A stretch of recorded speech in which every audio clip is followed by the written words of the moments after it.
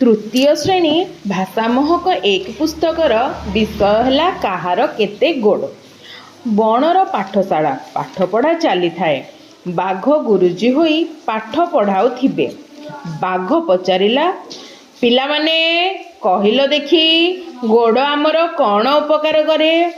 मांकड़ कहिला, गुरुजी गोड़े आमे चालू खेलु दौड़ू। साप कहिला, मोर गोड़ नाही, मु छाती रे भरा देई जिबा आसिबा करे। बाघ, हाँ साप परी मध्य जिया, माछ, गेंडा, जोकर भी गोड़ नाही। मयूर कहिला, गुरुजी मोर जेमिति दुईटी गोड़ सबु पक्षींकर मध्य दुईटी लेखाएं गोड़ अछि। हाँ हाँ मणिषर भी दुईटी गोड़।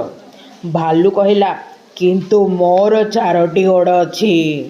सिंह, हरिण और ठेकुआ भाईंकर भी चारोटे लेखाएं गोड़ अछि। मांकड़ कहिला, मोर मध्य चारोटी गोड़, मु मोर आग दुईटी गोड़ को आग हाथ मोर हाथ परी कामरे लगाए। हाथी कहिला, मोर पांचटा गोड़ बोली भाबुच कि? ना ना मोर भी चारोटी गोड़ एवं गोटे लंबा सुंड अछि। बाघ कहिला, अच्छा पिले माने कहिल मशा और माछीर केतोटी गोड़ अछि? प्रजापति कहिला, मशा माछींकर 6टी गोड़ अछि। मोर भी 6टी गोड़ अछि। जंदा, पिंपुड़ी, भंवर और महुमाछीर भी 6टी लेखाएं गोड़ अछि।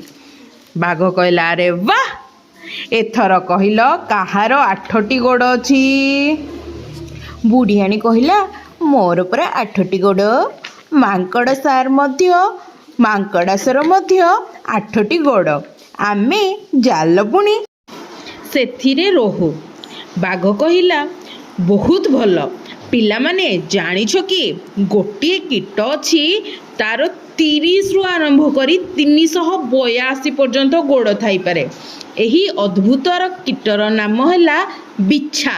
तुमे माने किए बिच्छा देखिछ कि? मु तो बिच्छा देखिछि। तमाने कहिबो तमाने किए बिच्छा देखिछ ना नाही? काऊ कहिला, हाँ मु देखिछि। से प्राय अंधारुआ और ओदा जगार रहे। गछर छाली भितरे आउ ओदा घास पत्र तले रहे।